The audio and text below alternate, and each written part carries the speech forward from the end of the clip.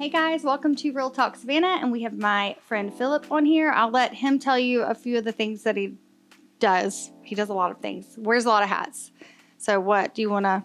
Yeah, my name is Phillip Scroggin. There you go. Start with your name. I was born and raised in Savannah area, not always Savannah proper, but I've been 912 for almost my entire life. Yeah, same. Although my personal number is a 404 number because after college I did spend 2 years in Atlanta, so I get to claim them a little bit. Okay. But then we had a family, and I was not about that Atlanta life. And in hindsight, I think I made a genius choice. So Savannah's your home now. Absolutely. So I work and play in Savannah.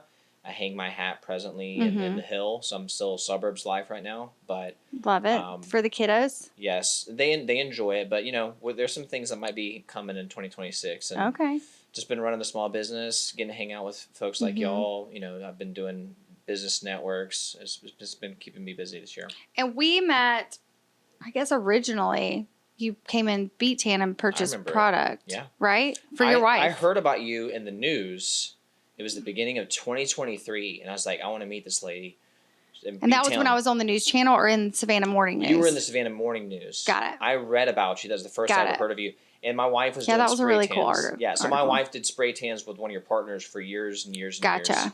And I heard about the company, heard about your brand, read about you, and I wanted to meet you. And it happened to be at that same time that you were doing the Alzheimer's Association Dancing with the Stars. So 2023. Yeah. And I happened to be on the planning committee because I had just done it the year prior. So right. So we both ended up crossing paths with Dancing with the Stars. I still have a bit of PTSD from that. You were awesome, by the way. For anybody who didn't see it, they need to look up her performance. I think it's on YouTube. I don't care what anybody says. It was one of a kind performance, which was to sell tickets, which was to raise money for Alzheimer's, which is the point. But I pole danced at a very conservative event. And, as soon as I said pole dance, everyone assumed naked different. and yes. bills and stuff, yeah. But it was Your not. Your son was in the act, so that would have got real awkward. It would have been really awkward. My son was in the act, and it was very, I guess, like Circus Soleil, very... And it was really hard. So that we went through that process together. I still have PTSD. And then Buy Local. You are the president of Buy Local, and they asked me to be a speaker. Yes. That was my first speaking, first time I ever spoke. Public speaking. Yeah, very first time in public speaking. Then shortly after, I was asked to do it in Richmond Hill. Same thing. Really? Same exact thing. I black out. I black out and talk. We were just talking about this with the podcast producer before this. I come up.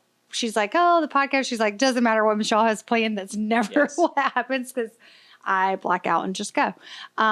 Sometimes I'll finish a podcast and be like, what did I talk about? So I think either I'm possessed or multi-personalities. No. You're extemporaneous. You can just think I don't even know that word means, but we'll change my name to that. So yeah, I did the Buy Local Savannah, which ended up being very emotional. A lot of people showed up, friends that I didn't expect. They were front and center.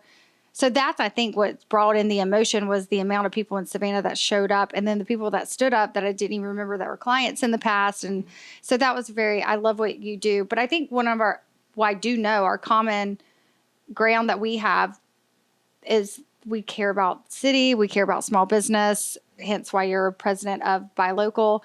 I'm a commercial realtor. I have my own business in Savannah, which is, it's paying the bills, but I enjoy commercial real estate because I like to work with the small businesses. I do the smaller deals, which a lot of brokers will do, but I really get super passionate and go through the SBA, the permitting, step one. And it doesn't always end up to becoming a paid, it does like a paid deal. Sometimes I simply can't find them the space. It's too expensive.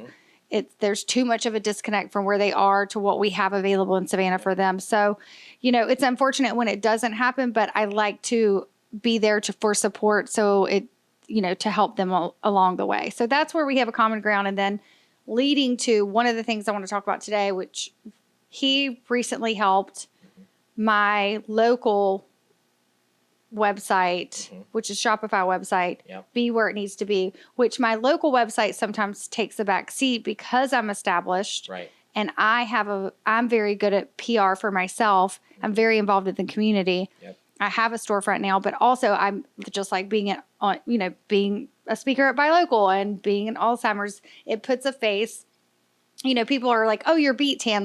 sometimes people don't even know my name. They know my business name. So I've done a good job of, doing the groundwork on that. But my digital side of it has taken a bit of a back seat. Now, granted, I'm good at getting Google reviews and on that part, but my Shopify, my direct-to-consumer site has taken a back seat because I have this whole company website because we train people how to spray tan that really takes precedence. So he came in to show what he could do on our local website.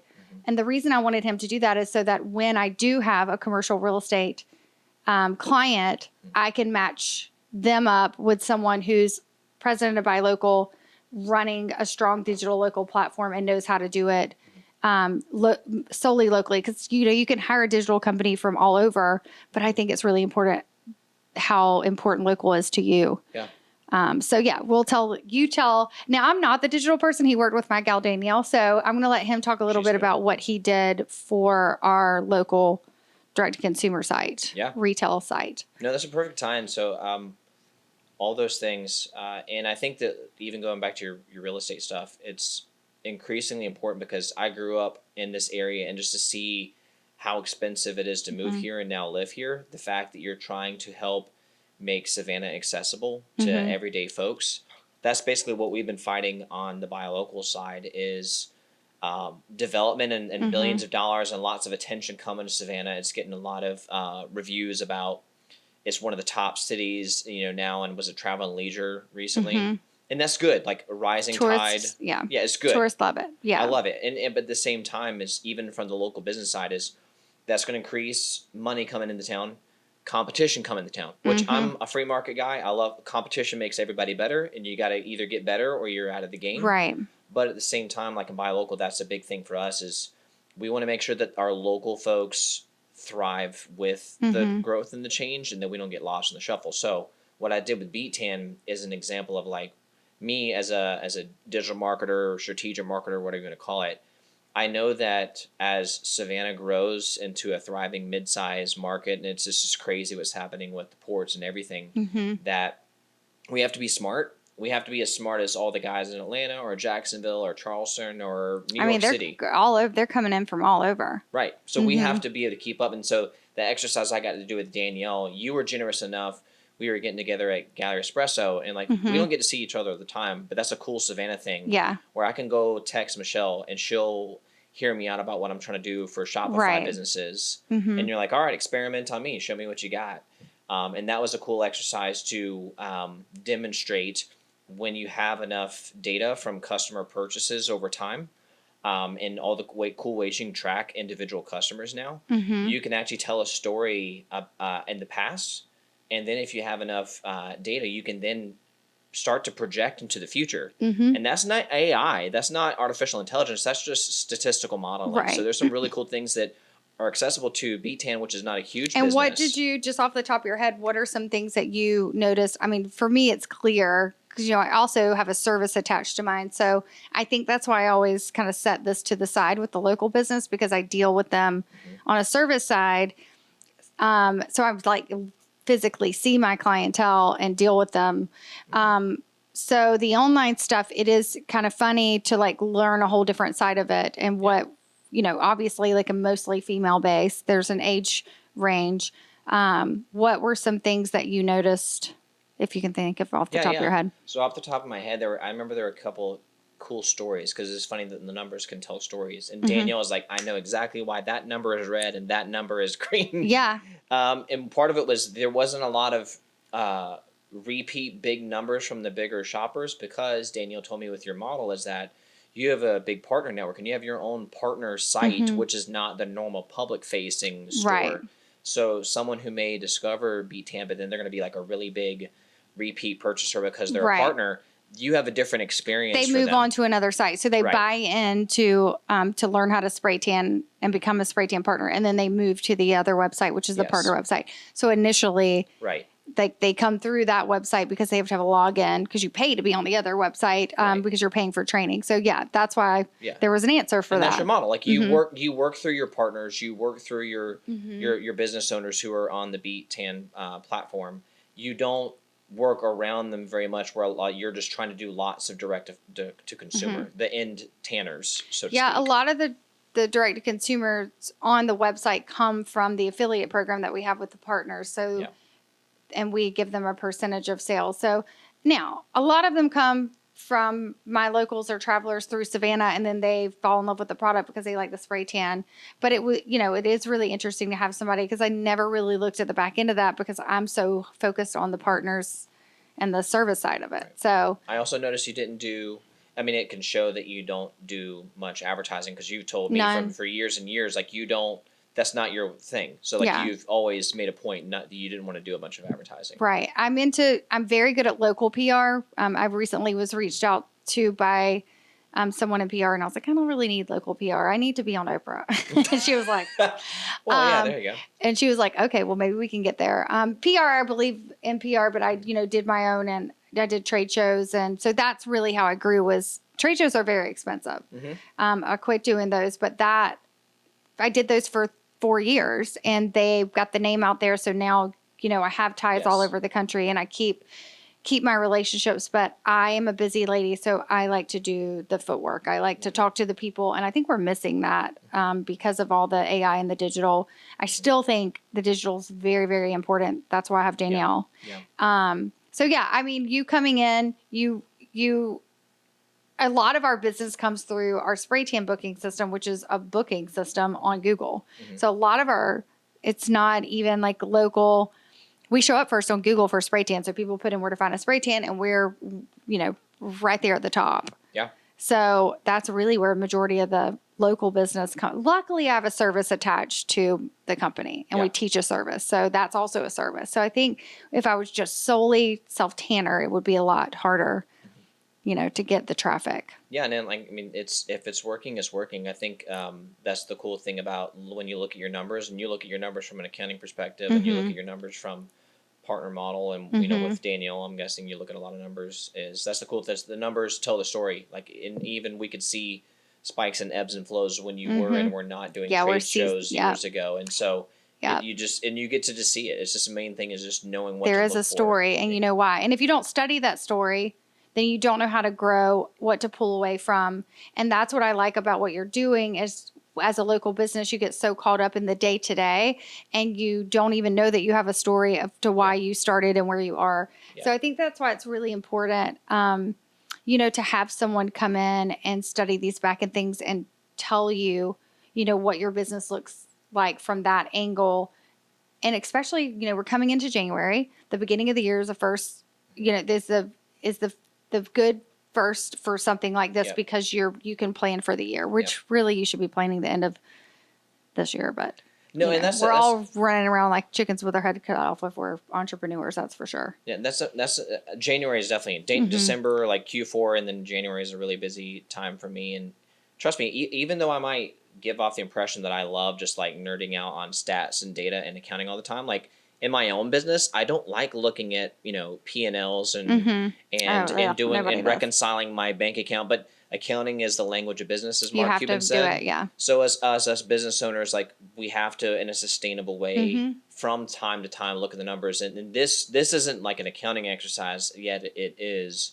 It's a historic, but then also predictive, like cool, nerdy way to really look at how can I make more money, because I see that. Some customers are much more profitable than others. And like I said, like in Buy Local and what I'm trying to do in Savannah is we all can have that Savannah charm and be a business that even if you don't want to grow to be all over the world and be all over the nation, you can have a lucrative business here in Savannah. Yeah, because it's about profitability. You don't necessarily have to be scaling, and you don't need to be doubling and tripling every year. A lot of folks around here, maybe even myself, don't necessarily want to do that. I don't know that I want to build a global empire, but I do want to make a lot of money. And so I want to have that profitability where I know that I'm not pouring myself out and scraping myself over every single thing to try to get pennies on the dollar, which is what too many businesses do, because they just assume if I can just get a sale, that'll be what I need. Not all sales are created equal. Not all customers are created equal. And the exercise that Danielle and I were able to do together helps tell that story. Right. Yeah. And I think it's important. And I know my strengths, I know my weaknesses, and I will never be digital. I will get in there and I can fix something when it breaks on the website if Danielle's off that day. But if it's not something I want to be doing on the daily, I'm smart enough to know that I can get it, because there was a time in my life where I had to, but I hated it and I hated it. So I was like, this is something as a business owner I need to pass off. And it was worth the paying the money to pass it off. Yep. And it actually helped me work on things that I love, which I do better at, which is being very active in my community, doing pop-ups, growing my local business in that way, which is why, like one of the reasons I wanted to have you on Real Talk Savannah is because when you're a new business, you're dealing with so many things. I just got off the phone before we even started this podcast with this lovely girl who has a great concept, a men's retail with Barbara in the back. And we're going through just the basic stuff of a commercial. And, she's trying to like do a timeline plus numbers plus permits. And I know she's going to get stalled on some things. I will be there to hold her hand every step of the way. Yeah. And it's hard for her to like think, oh my gosh, I might be paying rent before we're open for a month or 2 or even 3. And that is really hard to understand, because you can't speed up the process of permits and contractors and plumbing and all of these things. So when you're coming in, it's a very hard pill to swallow. And it is really important that you not only have a realtor that backs you up on negotiating the best deal and the best tenant improvement, but a realtor that is going to put you in the hands of good people that are going to help you get your business and focus on the digital platforms and the Buy Local Savannah, where you have the other business owners support. I have connections with the city because I've dealt with them myself because I have a business. So it's really important to have a realtor that's actually got into the nitty gritty, owns a business, and has signed a dang lease herself. So I think that having someone like you on here just shows how resourceful Savannah is. And even though opening a business is very scary, if it wasn't, everybody would have a business. Yeah. So Savannah has a lot of resources. You're the president of Buy Local. You're so good at a lot of things in the digital world, specifically with Shopify, which is a great platform. If anyone that's in retail, it's a wonderful platform. I have 2 Shopifys, a Square, and then a booking system that I take payment through. So my business is pretty sophisticated. My business is very different where I have to have all of it. We have wholesale, we have a training site, I have Kajabi too. Yeah. We have a training site, we have all these things. So I have to have all those platforms, but I initially started with just a booking system and a Square. And Shopify does do so much more than Square. It's crazy how much if I just had retail, Shopify would be my only platform. Yeah. They just are very user friendly. They have a buildable, as you build, you can add on things. You can even get a checking account through them and have everything in one place. I don't recommend doing that, but I've always been impressed by you. Looking from what I've learned about you, and just even looking at you from afar, it's been evident that I think that you are the classic. You strike me as the classic entrepreneur in that you're like a big ideas dreamer. You want to create things. You want to do stuff that's fun. I'd be bored if I wasn't. Exactly. March your own drum. And yet I think that, I don't know exactly how it came, and you've told me some in the past about how you have to have that business savvy, or you just have to have someone who knows how to do it, who's really good about the business side of business, as I like to call it. And it's been really cool to see you be very Michelle and your own brand, and like kind of doing things your own way and wanting to be authentic and not wanting to just be crunching numbers and setting up systems all the time. Yeah, that'll never be me. But you know it needs to get done, and then you have people who know how to get these methodical traction steps done. And dude, my first training site, I used a what do you call where you get fished in for something and then what is it called? Ponzi scheme? No, it's like the website and it keeps going. It just keeps selling you. There's a name for it. Oh, okay. You're going to put some kind of sales funnel that keeps on adding. That's a funnel is the word I'm looking for. Yeah. So it was built through ClickFunnels, which was $99 a month. I was like, hey, I can afford that. And we made it with YouTube videos and ClickFunnels. And that was my very first training site. And I did the videos in my house on Congress Street. And some of the videos I did not have shoes on, and my dog and cat were in it. And I paid the guy at White Cloud. What is it? What is the drink? White Claw? White Claw. I paid him in those White Claws I just kept handing him. I'm pretty sure he is an alcoholic. White Claw and tequila. I lived on Congress Street, and I would walk down to the Grove and grab him and just this sounds terrible, but the more buzz he got, the more he worked, and we just laughed and made the videos and whatever. Functioning alcoholic, I think, might be the proper term. Yeah. I haven't seen that guy in forever, but I won't even say his name. But I paid a guy in White Claw and tequila to build my very first training site for Beat 10. But that was just me pulling local resources of people I knew. And here's how I knew. I just talked to people. I was bartending still at the time. And he was like, I see you have a business. Da, da, da, da. And he was like, I know how to do this, and that. And I had enough knowledge to know that some of the terminology he needed, I'd read somewhere that's what I needed to bring in. And so I just trusted him. Also, the little girl, Logan, that was working, she's not little, she's younger, and I used to babysit her, so I call her little girl because I used to babysit her when I was a teenager. She's very much an adult. She has 2 kids. She was working with me with Beat 10. She was a single mom. She was single mom and pregnant, and, well, not single. She was married. That's wrong. But she was wanting to work. She couldn't work as much. And her and her husband needed a second income. So I was like, just come to my house, bring your baby. And she would work. So she would watch him because she was very digitally savvy. She loved it.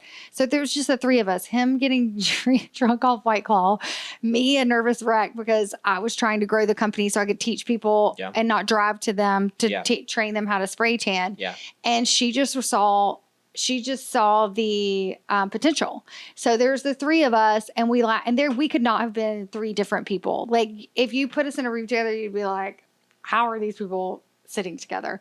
But I got the website built, and then Logan learned Shopify, and then Danielle came shortly after because Logan ended up having some complications with her pregnancy, so I needed her to come in. I needed someone. We had grown it to the point where Danielle came in. Okay. And then Danielle quit her full-time job to come on with Beat 10 to take less money because she believed in it. And so, and you made her model. She didn't mention that to me, that, you made her also do modeling for you as well on the website. Well, we had a shoot. Your accountant has the model for the Beat 10.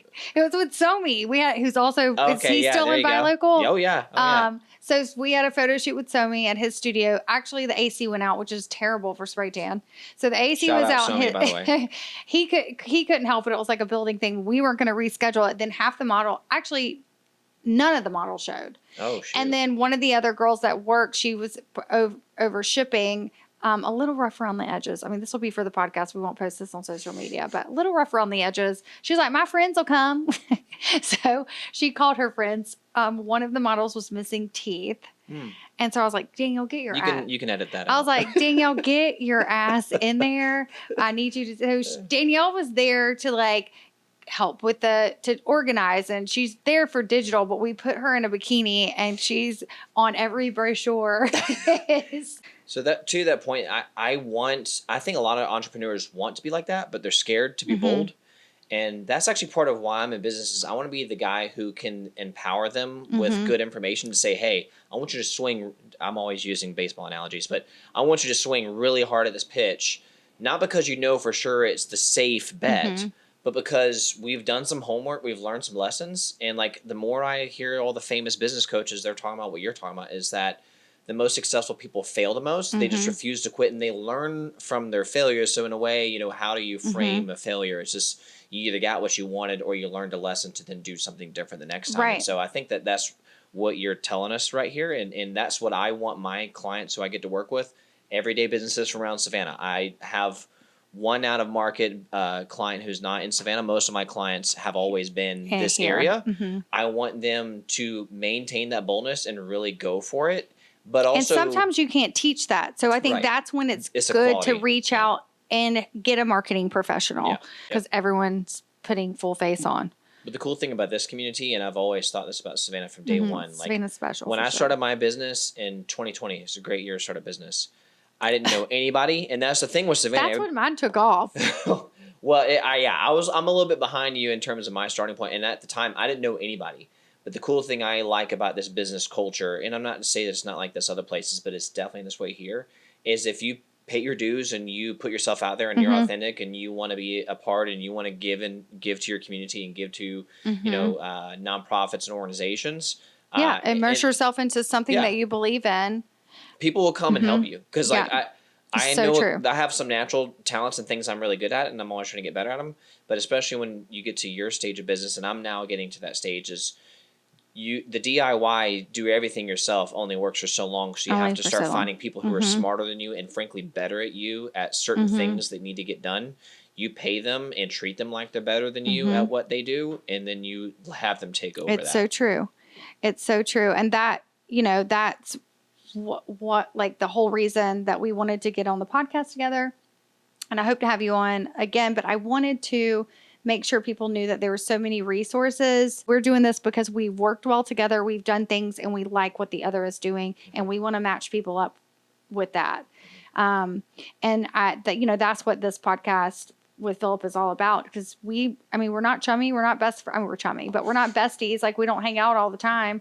Like, this is just, I respect what he's doing. He respects what I'm doing. And we'd like to continue to help the community on the, with our jobs, in the platforms that we have. And that's, what this is all about. That's why I wanted to have you on. Your podcast is, awesome. Like, I had you on my podcast. And I think my podcast might have been older than your podcast. Yep, for sure. But I've been watching you. I'm like, all right, I need to. It's cool because you inspire me to level up my game. So for those who don't know, that's so funny because this was like such a passion project for Missy and I. And Missy's event podcast, just so you know, she has a really amazing events podcast, and we're merging them because we both do so many other things. She's a great podcast producer and videographer, and she has one that takes a lot of her time up. And so to start her own, and then also helping with manage, she has her hands in a lot of things. This is really cool. I think I wanted to get on this show because it's an awesome show, and your platform is amazing. So to be on your platform is an honor. To be able to interact with your guests, your audience is an honor. And I've missed the podcast game. I didn't realize how much I would. For those of you who've never tried to make a podcast, what Michelle and Missy are doing, it's a lot of work. Yeah. Like it's hard. It's so much harder than it looks. So many more hours, even around the recording thing. There's like 2 more jobs to do. And I did that at the end of 2021. I launched a podcast called Good Morning Market. You were one of my guests. I got to 100 episodes. So I was doing a weekly pretty consistently all the way through summer of 2024.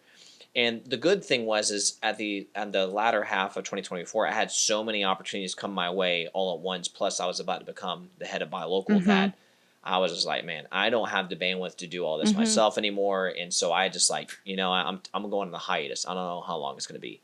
And I've been thinking about ways that I needed to put my brand and tell my story, because I'm, of course, typical marketer working on everybody else's brand, but not my own. Right. So that is changing, and I realized even though podcasts are so much work, that I've missed it so much, and it's just a format that I enjoy more than doing like a bunch of Instagram reels or TikToks or writing blogs. Like, this is my arena. This is my playground.